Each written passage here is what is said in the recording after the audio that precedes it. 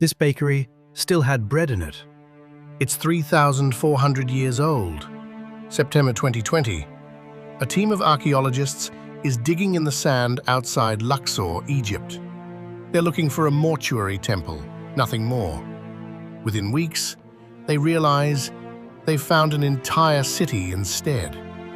Mud brick walls rising almost 3 meters out of the sand. Streets, homes, workshops still full of tools, buried for 3,400 years.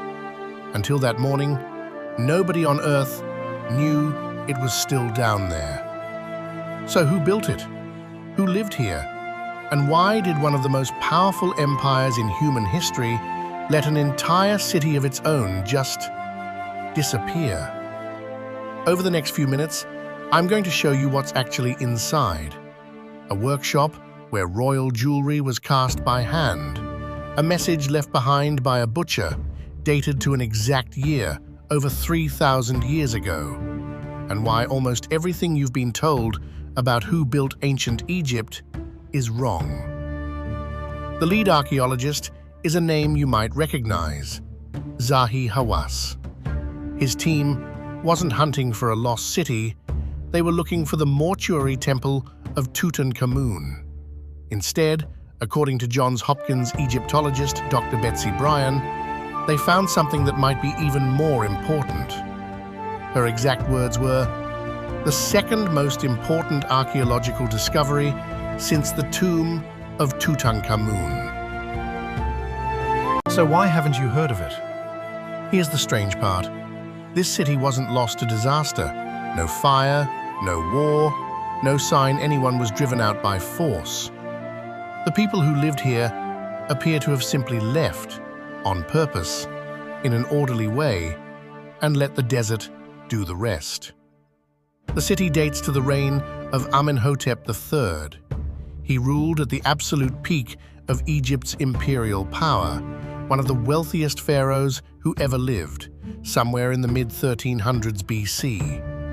Archaeologists gave the city a name, the Rise of Aten, after the sun disk god named in inscriptions found at the site. That god is about to become the center of one of the strangest religious upheavals in ancient history, started by Amenhotep's own son. We'll come back to that son. He's the reason this whole story ends the way it does. Here's what excavation has actually pulled out of the sand. A bakery with ovens large enough to feed an army of workers. A workshop for scarabs and rings, still sitting where a worker set them down for the last time.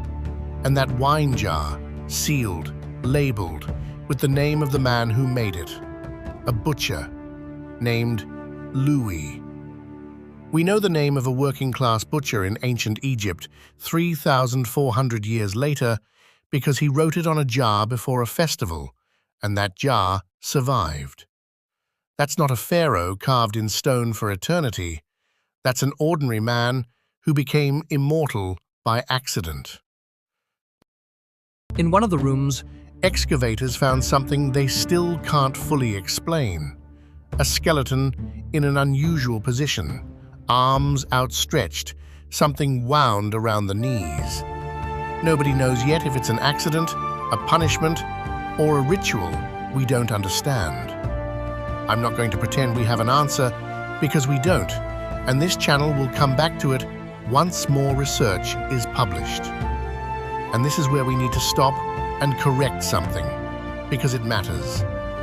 Popular imagination has pictured Egypt's great building projects as the work of slaves, beaten, starved, worked to death. The evidence from cities almost exactly like this one tells a different story. Real homes, real food, an administrative district, festivals, pride in labeling their own goods. That doesn't mean their lives were easy, but slave labor is the wrong story, repeated so often that almost nobody has questioned it. And this site is some of the clearest physical proof of who actually built ancient Egypt's golden age. So, If this was a real, thriving city full of real people with real names, why does it vanish from history? Amenhotep III's son, Akhenaten, did something almost no ruler in Egyptian history had ever done. He abandoned the old gods, declared that only the sun disk mattered, and built an entirely new capital hundreds of kilometers away to worship it in. When a pharaoh moves the center of power, everyone connected to the old regime has a choice: move with him or get left behind. Many archaeologists now believe that's exactly what happened here. Not a disaster, a slow, deliberate migration. This entire golden city switched off. Think of it like a company town, the day the company left. Here's the part that's still being written. Every excavation season pulls more of this city out of the sand, and some of what I've just told you may be revised by the time the next season's findings are published. That's not a weak ending, that's an active investigation, and you're getting it before the story is finished. Back to where we started. September 2020. A team digging for a small mortuary temple, expecting nothing more than a modest, single-season job. What they actually found was a butcher named Louis, a bakery still holding the memory of thousands of loaves, a city that didn't fall to fire or war, but simply walked itself into the desert one day and let the sand do the rest.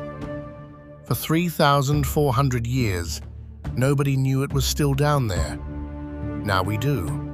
And every season, it tells us a little more.